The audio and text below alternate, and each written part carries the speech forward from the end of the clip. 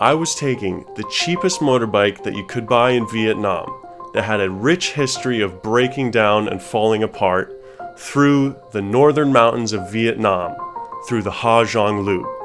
And I had been told that I wouldn't be able to make it. It's very dangerous. On the highway? On the highway, not highway, in the mountains. It's kill you easy. Okay. Because Vietnam people ride and fast and they don't see clearly on the corner. So the most dangerous part you're saying is when we're in the mountains, driving on the small roads, weaving through, and buses are coming, and then that's most likely where we're going to crash. Yeah. And be careful on the mountain passes. Exactly. Okay. But I decided to give it a try.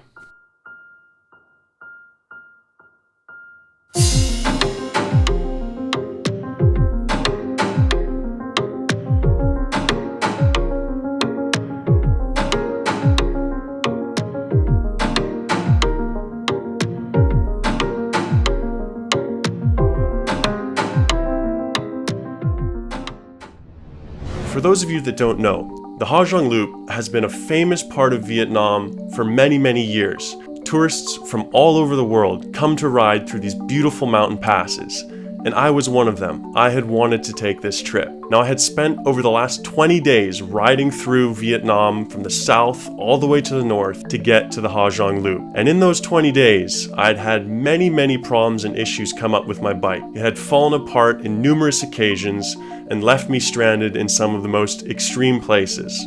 But this had been one of the main goals of my entire trip through Vietnam, to ride through the Ha Giang Loop. I was not going to give up.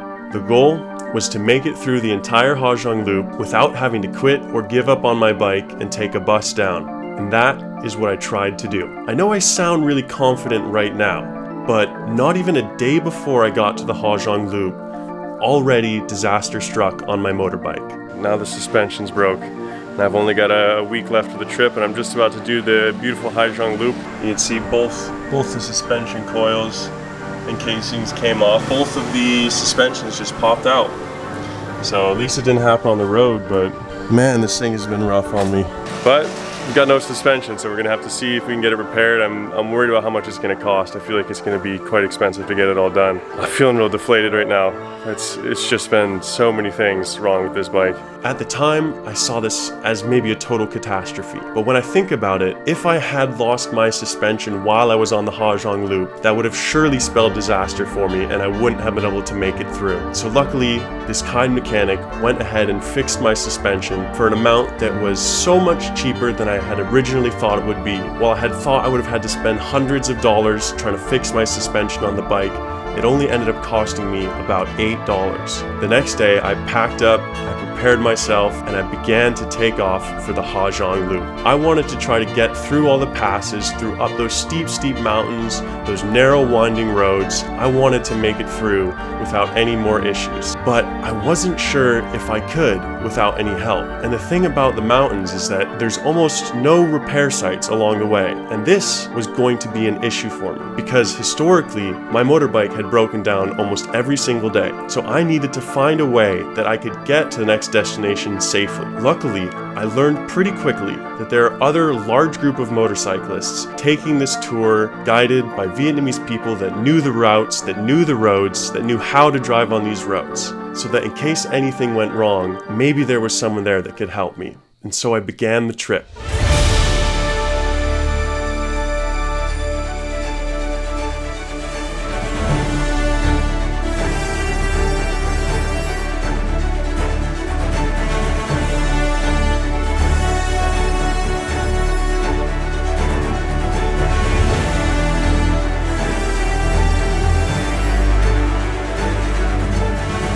It was so much more beautiful than I'd ever imagined it could be. The pictures that I saw online of the mountains, of the Ha Giang Loop, was nothing compared to what it was like being there in person. It was absolutely breathtaking.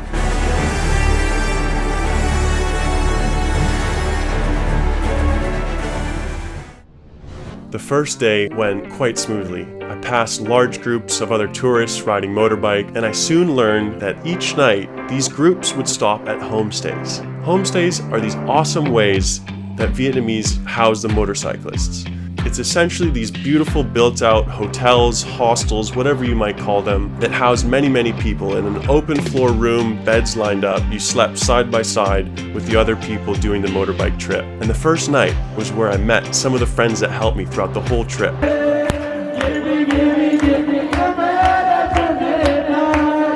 I have to use my toe. I push my foot back to go down. Have a look at it, because when I got on it, I thought you had to use that back thing to go down gears, but it turns out you don't. I was going to say, you wouldn't want to be learning up a hill, you know what I mean? So I didn't want to risk it. If I had a day of practicing, probably would. A good friend I met was Amit. He was someone who was in a similar position as me.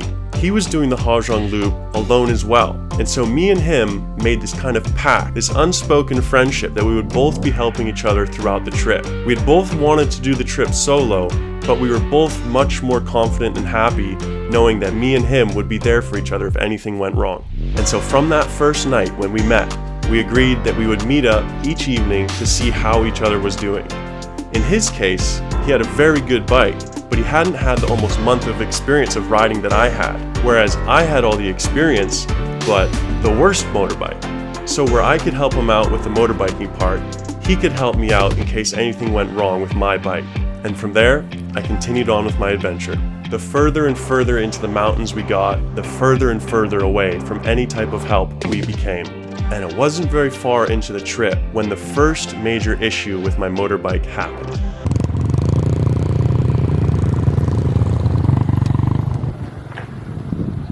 Well, that's not good. My luggage rack just fell off. All right, the whole luggage rack just snapped right off.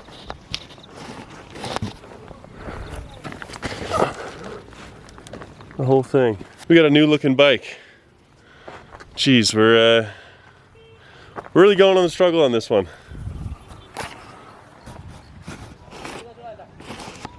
Wouldn't be a day of riding if something didn't go wrong on the bike. But this is where those early friendships I'd made really came in to help. Amit and another friend that we had made earlier on came and helped me re-strap on my luggage rack, and they offered to carry anything extra that I might need help with. And so with my new cafe cruiser style upgraded motorbike, or downgraded I guess, we managed to keep going. Now, the reason why I also did it alone was because I wanted to record the trip. And what ended up happening was I pretty much did the Ha Giang Loop twice, because I had to go and set up my camera, I had to hop on my motorbike, drive by up on these roads through the view of the camera, turn around, come back through the view, put my motorbike down, get my camera, put it in my backpack, put my backpack on, and then continue on. And I did that at almost every beautiful viewpoint in the Ha Giang Loop. And if you've ever been to the Ha Giang Loop, you know that every single part of the road is a beautiful view. So what was only supposed to be a few-hour ride each day ended up taking me almost the whole day. But coming to those homestays was always the most rewarding thing at the end of a hard day of motorbiking. The people that I met, the tourists were a ton of fun, but the people that I had the most fun with were the Vietnamese tour guides. And the reason being was there was this thing called happy water. And when you hear happy water, what do you think of?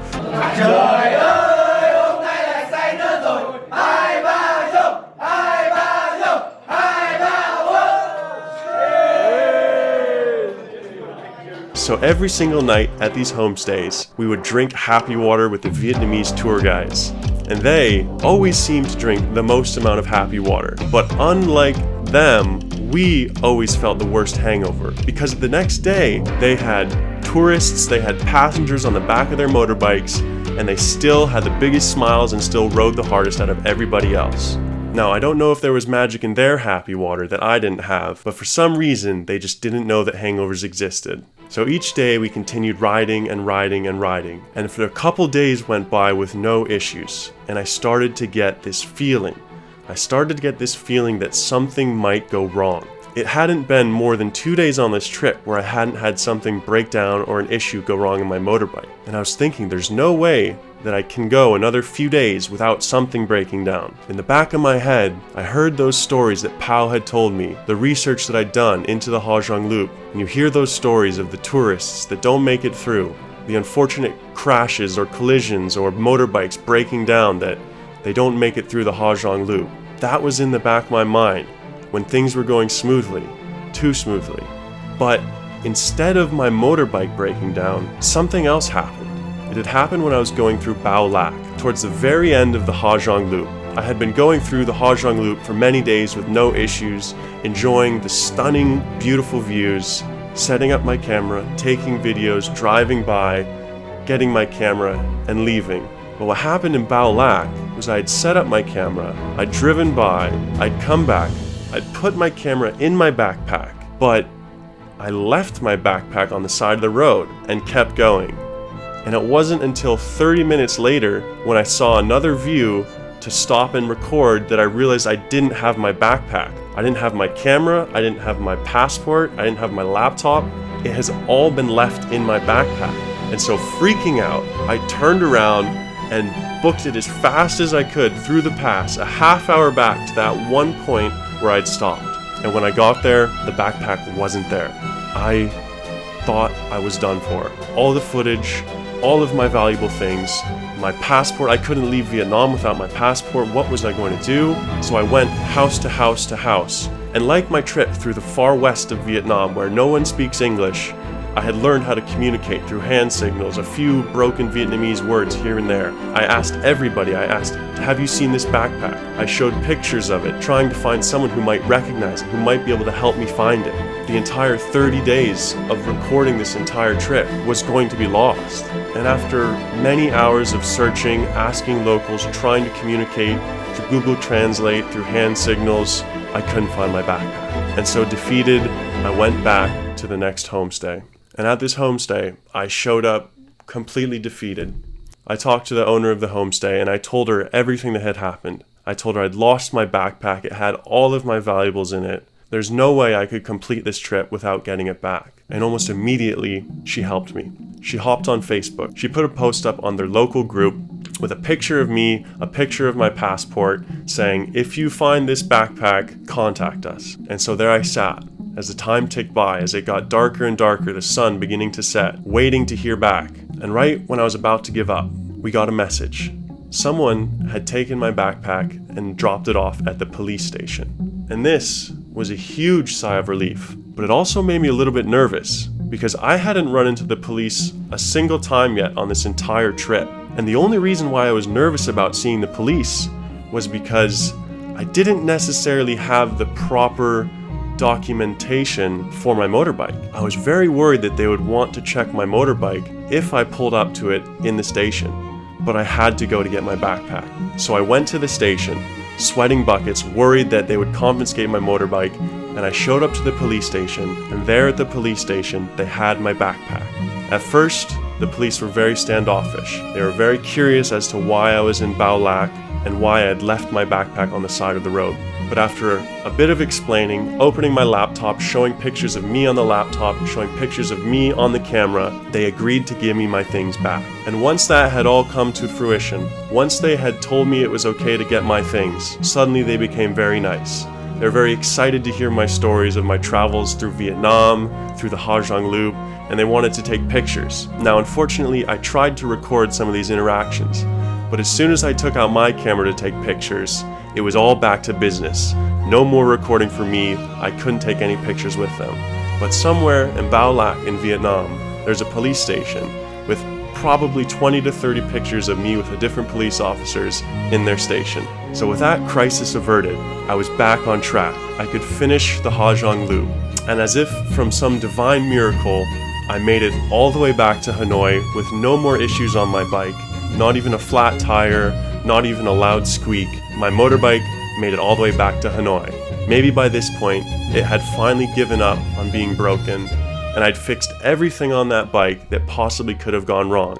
And once in Hanoi, I only had one more thing to do before my trip in Vietnam could be done. I had to sell my motorbike. This headache of a motorbike that had fallen apart so many times that I'd spent 8 million dong on, almost $340. I had to find a way to sell it. And the best way to do that is to sell it to another traveler. So I put a for sale sign on my motorbike and I parked it out front of my hostel. And within 2 minutes of me parking my bike with my for sale sign, a Swedish guy came up to me. He saw the sign, He asked me how much I would sell him the bike for, and he told me he would buy it right then and there. Now, I did tell him everything that had happened.